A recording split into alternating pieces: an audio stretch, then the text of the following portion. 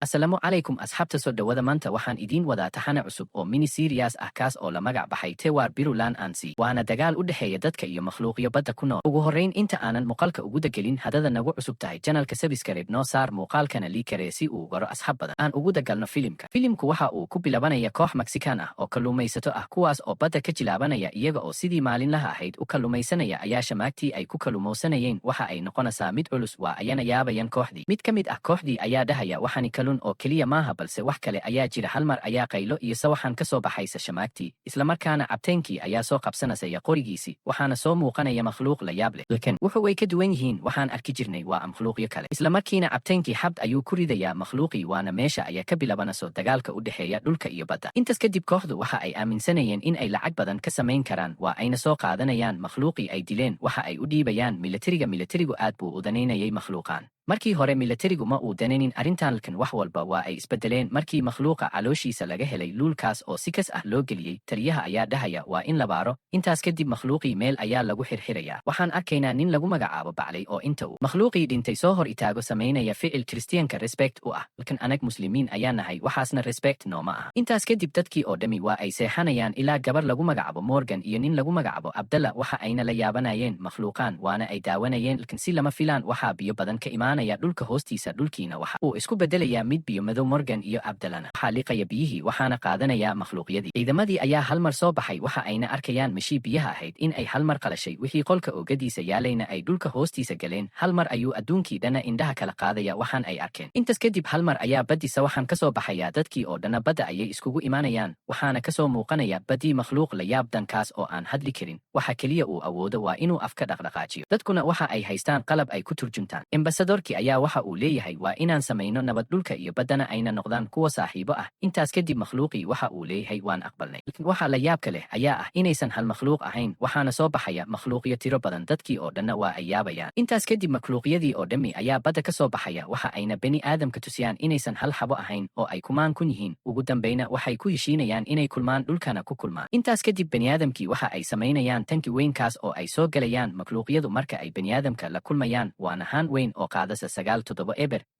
eber oo liter oo biyo ah. Waxaan bilaabanaya kulan lii hal aad makhluuqyadiina waxa ay soo raacayaa tuubadii weynayd waxa ayna hor imaanayaan goobtii kulanka ka dhacayay. Ambasadorkii ayaa soo istaagaya waxa uuna rabaa inuu makhluuqyada la hadlo. Waxaa la diyaarinaya aaladihii wax turjumayay bes hal mar waxaa soo baxasa madaxii makhluuqyada taas oo bani aadam caadi ah taas oo aan turjumaad u baahnayn waxa ayna ku hadlasaa luuqada Englishka waxaana bilaabanaya wada hadalkii waxa ayna leedahay waxaan ku wadaa gift waxa ayna soo dhigasaa caruur ay iyagu dhaleen oo dhintay. Waxa ayna dhahasaa waxa ay caruurteena la dhinteen waa saliid iyo qashin aad ku soo daadisaan badda taas oo ilmaheena ka dhigtay kuwa dhintay iyo qaar xanuunsan. Si lama filaan ah hal mar ambasadoradii ayaa ku dhahasa ambasadorkii ma aha inaa sii ahaato madaxweyne waxaana u dooranana ninkaas kas oo ah Baclay waana ninkii makhluuqii hortiisa ficilka ku samaynayay taas oo iyaga respect u ah. Intaas kadib waxa ayna taabanasa qoorteeda waxaa shaashada ka soo muuqanaya Baclay oo makhluuqii dhintay hortiisa ku samaynaya ficil iyaga xushmad u ah. Dadkii oo dhammina waa ay yaabayaan. Baclay ayaa isagoo naxsan soo istagaya waana ay wada hadlayaan. Baclayna waxa uu ahaa mid naxsan oo jaraynaya madama uusan weligiis dad hor istagin iyo in si degdeg ah ambasador ku noqday. Baclayna madama uu ahaa mid xishoonaya waxaa hortiisa loo soo dhigayaa dhalo hadalkii uu dhihi lahaa qoraal ahaan ugu soo qorasa taas oo ay ka caawanayaan kooxda qaybta communicationka qaabilsan. Waxa uuna bilabaya inuu hadlo waana ay isbaranayaan.